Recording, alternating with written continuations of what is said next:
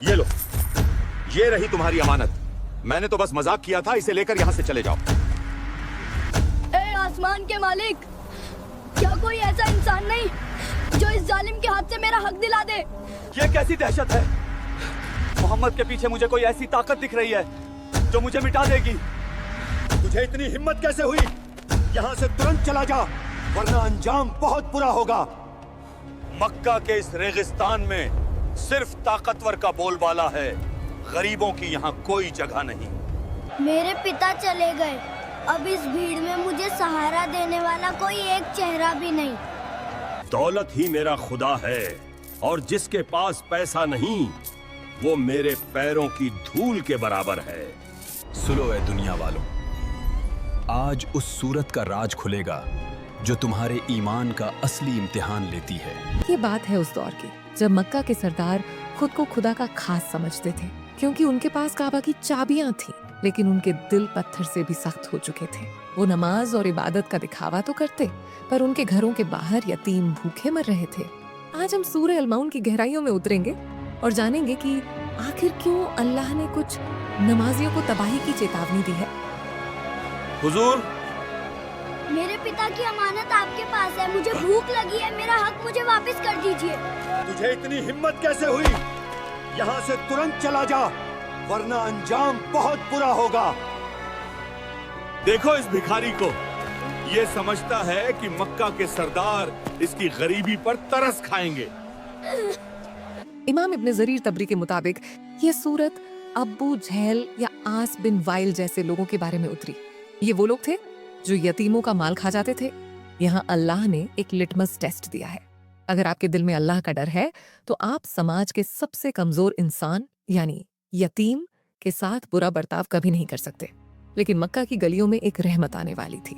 ए आसमान के मालिक, क्या कोई ऐसा इंसान नहीं जो इस जालिम के हाथ से मेरा हक दिला दे?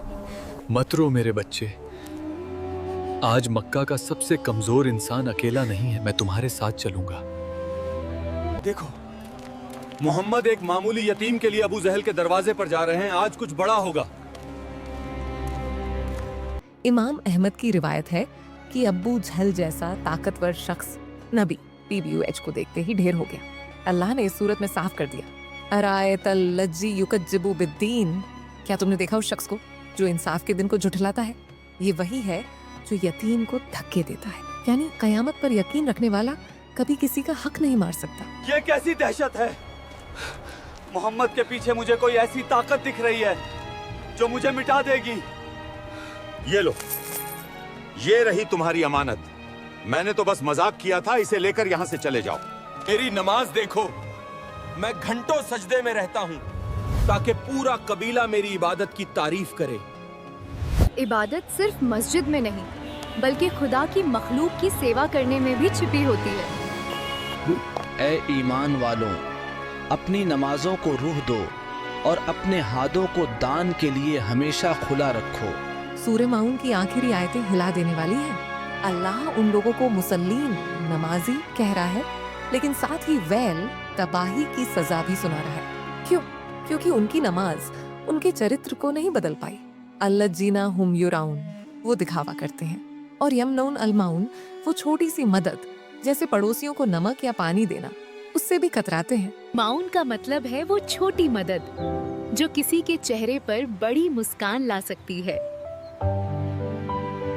मेरी चीजें सिर्फ मेरे किए हैं, अपनी जरूरत का इंतजाम खुद करो, मुझे परेशान मत किया करो। तबाही है उन नमाजियों के लिए जो अपनी नमाजों से गाफिल हैं और सिर्फ दिखावा करते हैं। नमाज तो बस एक रस्म है, असली मकसद तो अपनी शान शौकत और रसूख को बढ़ाना है। सूरह अल-माउन हमें सिखाती है कि दीन और दुनिया अलग नहीं है। नमाज अल्लाह का हक है और यतीम की मदद बंदों का हक। अगर आप एक पूरा करते हैं और दूसरे को छोड़ देते हैं तो आपका ईमान अधूरा है। हदीस सही बुखारी 6005 में नबी PBUH ने फरमाया, मैं और यतीम की कफालत करने वाला जन्नत में ऐसे होंगे, 2 उंगलियों का इशारा। उम्मीद है ये वीडियो आपके दिल को छुएगी। अगर ये पैगाम आपके दिल को छुआ है तो वीडियो को लाइक, शेयर और सब्सक्राइब जरूर करें। जज़ाकल्लाह।